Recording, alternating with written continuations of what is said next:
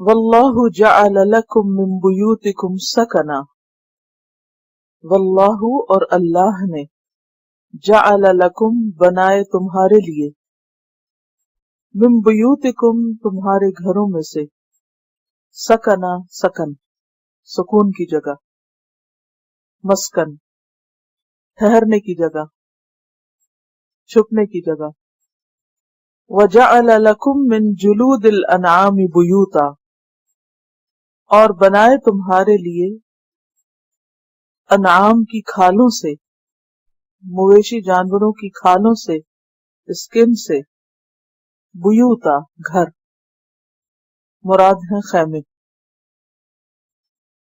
تستخفونہا تم ہلکا پاتے ہو ان کو، یعنی خیموں کو، تستخفون خفیف سے، ثقیل کی ضد،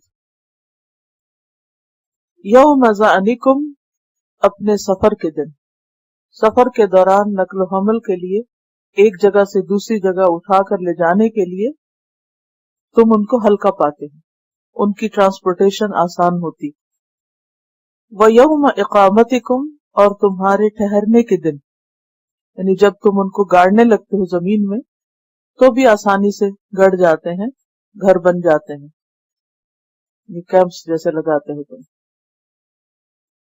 وَمِنْ أَصْوَافِهَا اور ان کے اون سے، اصواف صوف کی جمع ہے، بھیڑ کی اون کے لیے استعمال ہوتا ہے، وَأَوْبَارِهَا اور ان کی روئیں، وبر کی جمع، اونٹ کی اون کو کہتے ہیں پشم، وَأَشْعَارِهَا اور ان کے بال، شعر کی جمع، بکری کے بال جیسے، اثاثاً ساز و سامان، اساس گھر کے سامان کے لیے خاص طور پر آتا ہے، جیسے فرش، بستر، کمبل، لباس، فائدہ مند سامان، اس کے لیے متاع کا لفظ آتا ہے، اساس گھر کے فرنیچر کے لیے اور گھر کے ضروریات کا سامان جو ہے اس کے لیے آتا ہے، بداع کا لفظ بھی آپ نے پڑھا ہے، تجارت کا سامان، جہاز سفر کا سامان، عرض دنیا کا سامان، تو سامان کے لیے بہت سے لفظ آتے ہیں جو قرآن مجید میں بھی استعمال ہوئے ہیں،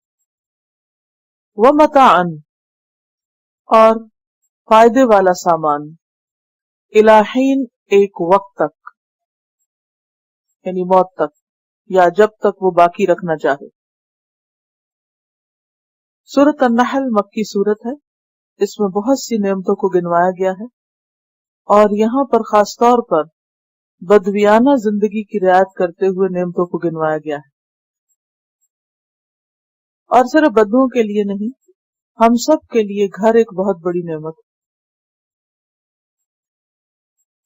تھوڑی دیر کے لیے سوچیں، اگر اس وقت یہ چھت نہ ہوتی تو ہم اس زمین پر کیسے بیٹھے ہوتے؟ دھوپ آ رہی ہوتی اور بارش آ جاتی اور مکھیاں، گرد و غبار، آج کل ہیومیڈیٹی بھی ہے، شور ہنگامہ، تو گھر ہمیں، ایک چھت ہمیں کتنی بے شمار تکلیفوں سے بچاتی، لیکن ہم کبھی اس نعمت پر اللہ کا شکر ادا نہیں کرتے۔ اور پھر آپ دیکھیے کہ کچھ گھر تو ہم انسان بناتے ہیں اور کچھ قدرتی گھر ہوتے ہیں، جیسے پہاڑوں کے غار وغیرہ، ان کا ذکر آگے آئے گا۔ کچھ لوگ پہاڑوں کے اندر گھر بنا لیتے ہیں، اور اہل عرب خاص طور پر خیموں سے گھر بنا لیتے تھے، جن کے بنانے میں کچھ زیادہ خرچ بھی نہیں آتا تھا اور سہولت بھی رہتی۔ خصوصی طور پر آپ دیکھیے کہ صحرا کے اندر کس قدر دھوپ ہوتی، تپتی دھوپ۔ کبھی آپ کو دھوپ میں پیدل چلنے کا اتفاق ہوا؟ کیا کرتے ہیں آپ؟